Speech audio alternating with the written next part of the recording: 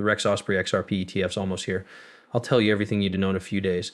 There's a lot more for you to know now that CME is adding XP futures. Here are some notes and clips from Paul Barron. Soon, we'll look at some other things that have to do with Bitcoin.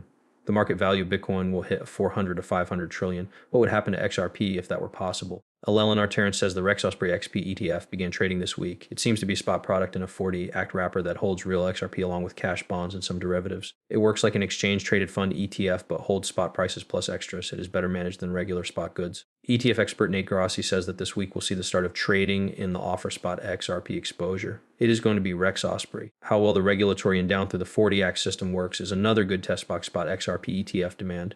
XRP ETFs that are built on futures already have assets worth close to the 100 million. I was interested in learning more. Following the rules set by the Investment Company Act, the Rex Osprey XRP ETF is the first exchange-traded fund ETF in the U.S. to offer limited spot exposure. Real XRP cash, U.S. Treasuries, and futures will all be held by the ETF. This will let big buyers directly watch the price of XRP, and the government will have more control over it than with regular spot crypto products. The symbol XRP can be used to sell the fund on the Sotheby's X market in order to follow the rules set by the 40 Act. There are rules that regular spot ETFs don't have to follow when it comes to detailed reporting, independent review, and spreading out assets. At least 80% of the ETF's assets are held in XRP and other similar assets. So that the ETF follows U.S. tax and rules, these assets go through a branch in Cayman Island.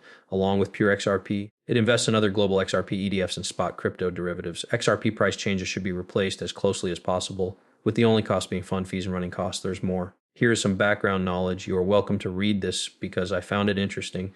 The biggest risks are changes in the market and the lack of clarity in the law, especially if U.S. courts have ever decided that XRP is a security. I thought that was strange. We're suing once more. I don't know what to say. That wasn't clear to me. As if it were possible. It's saying that this is something that can be talked about. I don't think the SEC, do they really want to go through it again in 3 or 4 years? I didn't understand that part at all. Since Ripple, there is a chance of losing control, right? Anyway, these are just ETF fears. But I think this will show us if a lot of new people hire Rex Osprey to get this. You will also see Doge and XRP ETFs this week. It needs to be really interesting. Phil and Dom Quack, owners of Ezia, talk about how they're working with Ripple to get coders to use XRP in this video record. Come on, play. When it comes to partners, the best ones are usually the big ones that we trust. Once we've given people a general idea of what the XRP platform is, we go over with them one-on-one. How do they get back then? Make sure they know how to add apps to the blockchain.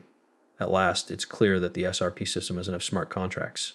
However, there are still other issues that need to be fixed. Smart contracts can be written by anyone and used by anyone. The app, building from scratch, can be learned on your phone, which is great for gamers. And my tech team and I were the first people in history to start a mobile smart contract. So check out the app. The crowd still doesn't get it. A lot of you do, I know. Also, look at this. The app jobs were finished by 97,000 developers, 97,000 builders. XRP is making progress in this way right in front of us. With the EVM sidechain, you can do a lot of new things. I think people are underestimating how big of an impact this will have.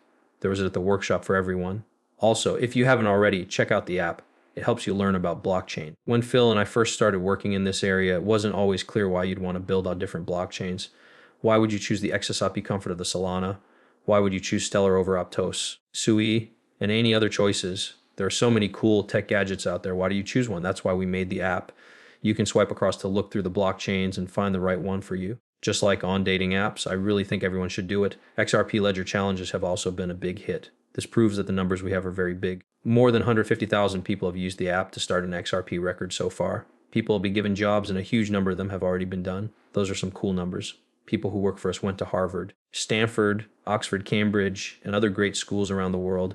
They really make a difference when they work together. Here's a quick look at the UI and how everything works. It's very clear that it's simple. A lot of people use the app. It sounds like Duolingo for blockchain, in my opinion. The blockchain form of Duolingo is being made, along with made people get better at language. We're making it easy for everyone to start. I don't know why Jake didn't talk to these guys, man. These guys look cool. It seems like it would have been fun to talk to them. Since digital asset funds and other ways to get crypto have become more popular, institutions need more tools to hedge their bets on Solana and XRP. Options on XRP will start soon at CME Group. So here's some information. I messed this up to make things easier for us to understand. Adoption and getting in touch in organizations. CME has grown to become the largest swaps market in the world since it opened in May 2025. You can trade over 370,000 options worth a total of $16.2 billion. Its XRP future suite, which has also become very popular. Options on these futures have been made available to large clients. This means that traders can now use more complicated ST strategies to control risk and protect their exposure in regulated settings.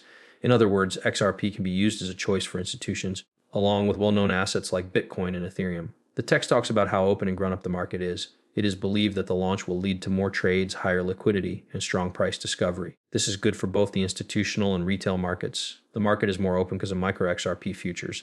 This means that more people can trade and protect smaller positions, high trading volumes. And open interest signs, this makes the market work better and builds trust among smart buyers of CME. Lots of cool things are happening. It was their fastest growing product ever, and it made them $1 billion. Thanks for giving this. From what Paul Barron says, 25 basis points is pretty much a done deal. By the time you watch this movie, we'll probably have news about this. I agree with him. I've thought about these words for a long time. It's likely that 25 basis points is the best choice. 50 might be too much. I think prices will go up because it will be easy for people to get money. But we have to wait and see what the Fed does. It is going to help.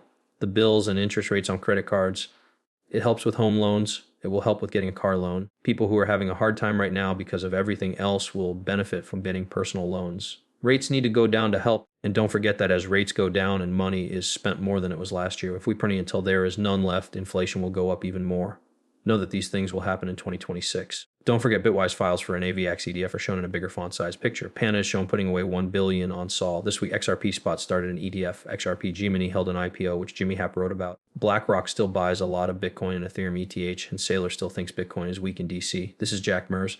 On the Bitcoin side, I don't think we'd have much to talk about without him. But he's standing up and telling people what he thinks will happen to Bitcoin.